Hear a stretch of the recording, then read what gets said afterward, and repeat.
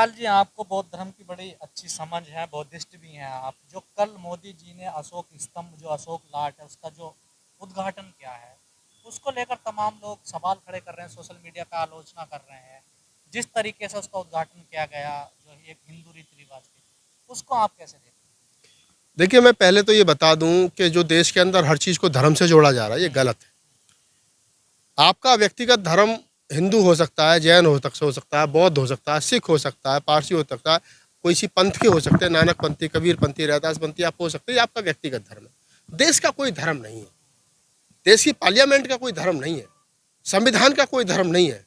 संविधान का धर्म है हम भारत के लोग, यानी जो भारत के तमाम लोगों का धर्म है वही संविधान का धर्म है। अब दो सवाल यहाँ पर खड़े होते हैं। पहला तो ये कि जिस प्रकार से अशोक का जो धम्म चक्र है, यानी बौद्ध धर्म का जो धम्म चक्र है, और उसका जो उद्घाटन कल हुआ, अशोक स्तंभ का जो उद्घाटन हुआ, जिस प्रकार से भगवा कपड़े से उसको ढका गया, फिर उसको हटाया गया, फिर उसको मोदी जी ने पूरे ब्राह्मणों को बुला करके, पुजारियों को बुला करके हिंदू धर्म के अनुसार उसका पूजा पाठ करके उसका उद्घाटन किया गया। तो मैं यहाँ एक बात बताना चाहता हूँ कि मोदी जी साबित क्या करना चाहते हैं।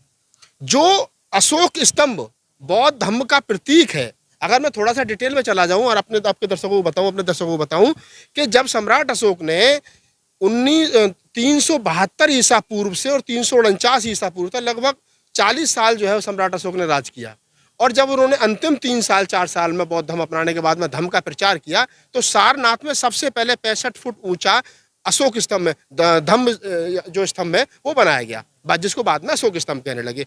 उसमें एक स्तंभ पर धम्म चक्र लगाया गया, जिसमें 24 तिलियां होती है। 24 तिलियां इसलिए होती है कि वो हमें 24 घंटे रास्ता दिखाता है धर्म का, और उसके ऊपर 4 मुखी शेर जो है वो लगाए गए, ताकि चारों दिशाओं में धर्म का प्रचार पूरी ताकत के साथ किया जा सके। उसी लिए सम्राट अशोक ने अपने बेटे और अपनी बेटियों को विदेशों में प्रचार करने के लिए भेजा। तो जो अशोक ने दो धम्म चक्र है, जो बौद्ध धर्म का प्रतीक है, जो सम्राट अशोक जो अखंड भारत का जिसने सपना देखा, उसका प्रतीक है, आज उसको ब्राह्मणों से मंत्रोच्चारण करा के, आप उसको क्या नाम है, उस पर टीका लगा करके, वहाँ हवन करके आप क्या साबित करना चाहते हो कि बौद्ध जो थे वो भगवान बुद्ध या तथागत जो थे वो हिंदू थे? आप क्या साबित करना चाहते हो कि सम्राट अशोक जो था वो हिंदू था? आप क्या साबित करना चाहते हो कि ये जो तो बौद्ध है, मोदी जी विदेश में जाकर के कहते हैं कि मैं तो बुद्ध की कंट्री से आया हूँ, वहाँ तो नहीं कहते जाकर के मैं राम की कंट्री से आया हूँ, कृष्ण की कंट्री से आया हूँ, हनुमान की कंट्री से आया हूँ, हनुमान के देश से आया हूँ। वहां तो जाके कहते हैं मैं बुद्ध के देश से आया हूँ। लेकिन यहाँ आकर के बुद्ध धर्म का सत्यानाश करते हैं, और अगर कहीं कुछ ऐसा होता है तो उस पर फिर हिंदू धर्म का कब्जा करने की कोशिश करते हैं। पूर्व में ये पहली बार नहीं हो रहा है। आप राम जन्मभूमि को देख लीजिए। हम पहले से कहते रहे कि वहाँ बाबरी मस्जिद नहीं थी, बाबरी नाम का बुद्ध विहार था। खुदाई में वहाँ पर बाबरी जब वो खोदी गई, जब राम मंदिर की नींव रखी गई, तो वहाँ पर सबसे ज़्यादा बौद्ध धर्म के अवशेष निकले। लेकिन बाद में जो लोग सुप्रीम कोर्ट गए, उल्टा सरकार ने, सुप्रीम कोर्ट ने जो है वो फाइनल कर दिया।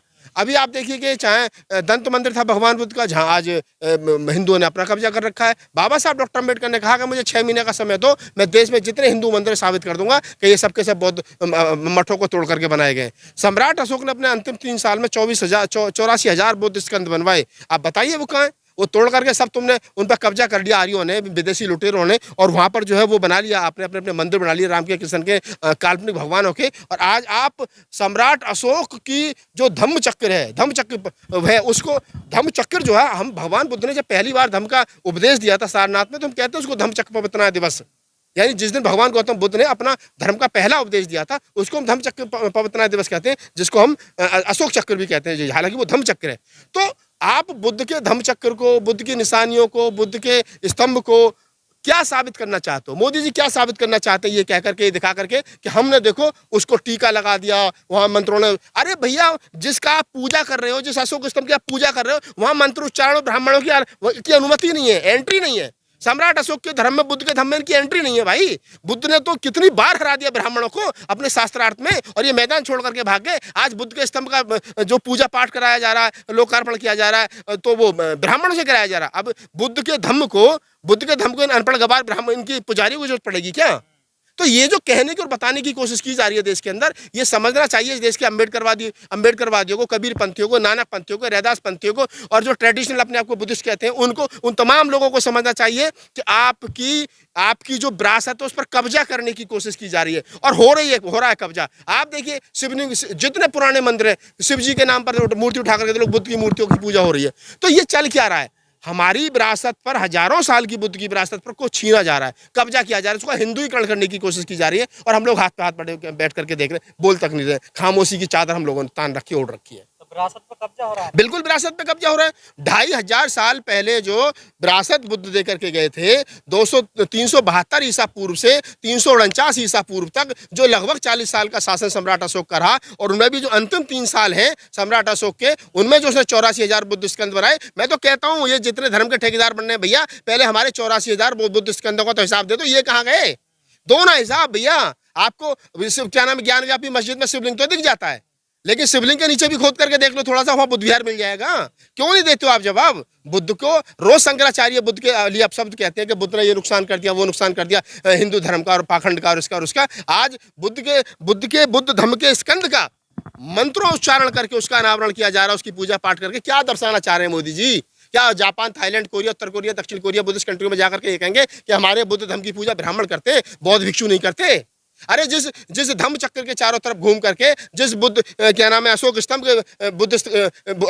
के चारों तरफ घूम करके बौद्ध भिक्षु पर क्या नाम है, पर बौद्ध धर्म तो ये भारत में हिंदू धर्म की इकाई माना जाता है। हिंदू धर्म की इकाई कहाँ है? ये जो लोग कह रहे हैं हिंदू धर्म की इकाई है, आप जवाब दो ना। बौद्ध धर्म 2500 साल पहले तथागत पैदा हुए, उन्होंने उसका घूम करके 40 साल तक धर्म का प्रचार प्रसार किया। उसके बाद में आर्यंस आए, यहाँ पर लुटेरे आए, इन्होंने आकर के हिंदू धर्म थोप दिया, काल्पनिक धर्म थोप दिया, जिसका कोई सर नहीं, कोई पैर नहीं। 1971 में जो सुप्रीम कोर्ट ये कहता है कि राम एक काल्पनिक भगवान, राम एक काल्पनिक पात्र है, रामायण एक काल्पनिक ग्रंथ है, उसी के बाद में सरकार के दबाव में 2002 साल 3 साल पहले सुप्रीम कोर्ट कहता है कि रामलला इलीगल पर्सन। तो जिसको सुप्रीम कोर्ट ने 1971 में हरा दिया स्टेट वर्सेस ललित सिंह यादव, पेरियार ललित सिंह यादव मामले में, आज उसको लोग कुछ भी करें। तो ये काल्पनिक भगवान है, काल्पनिक पूजा है, काल्पनिक पाठ है। भगवान बाबा साहब डॉक्टर अम्बेडकर कहते थे कि सनातन या हिंदू धर्म नाम का कोई धर्म नहीं है, ये इंसानों को गुलाम बनाए रखने का एक षड्यंत्र मात्र है। पेरियार ने कहा कि भगवान नाम की कोई चीज नहीं है, भगवान है तो झूठा, नालायक और ये चतुर और चालाकों दोनों लोगों द्वारा बना हुआ षड्यंत्र है। तो हमारे पुरखे वो बात कह के चले गए, पेरियार कह के चले गए, अम्बेडकर कह के चले गए, कबीर ने कह दिया पत्थर पूजे हरी मिले तो मैं पूजू पहाड़ है, जाते तो चाकी भली पूछ का है संसार। कबीर कह गए, नानक कह गए, रैदास कह गए, फूले कह गए, हमारा 2500 साल में सारे लोग कह गए। आज हम लोग कह रहे हैं कि नहीं जी, क्या नाम है 25 फुट ऊंची क्या नाम है उसके ऊपर 9,500 किलो का अशोक स्तंभ बना दिया, उसका जो मोदी जी ने अनावरण करा और वो ब्राह्मणों से, पुजारियों से पूजा पाठ कराई। तो कम से कम मोदी जी थोड़े से आप पढ़ भी लेते कि क्या अशोक स्तंभ की पूजा पुजारियों के द्वारा होती है? जवाब दे सरकार इस बात का, मोदी सरकार जवाब दे, मोदी जी जवाब दे इस बात का। मैं पूछ रहा हूं, जवाब देना कि क्या कहीं ऐसा लिखा है धर्म ग्रंथों में कि अशोक, पूरे आप त्रिपिटक पढ़ लीजिए, बुद्ध और उनका धम्म पढ़ लीजिए, आप मुझे एक चीज जगह बता दिए। मोदी जी हिंदू हो सकते हैं, आप अपने घर में रहे, हमें कोई दिक्कत नहीं आपके धर्म से, मुझे कोई, यह हमारा संविधान हमको सब, हर आदमी को अपने तरह उसके राइट्स है। लेकिन मुझे बता दीजिए पूरे बौद्ध धम्म में, बुद्ध के पूरे उसमें, सम्राट अशोक के समय पर आप देख लीजिए, सम्राट अशोक ने जितने 84,000 बुद्ध, अरे हम लोग दीप जला करके रोशनी करके छोड़ देते हैं। आपने हमारे विरासत पर कब्जा कर रहे हो और अपने तरीके से कब्जा कर रहे हो। आप उस पर पूजा पाठ करके, घंटी बजा करके, शंख बजा करके क्या साबित करना चाहते हो?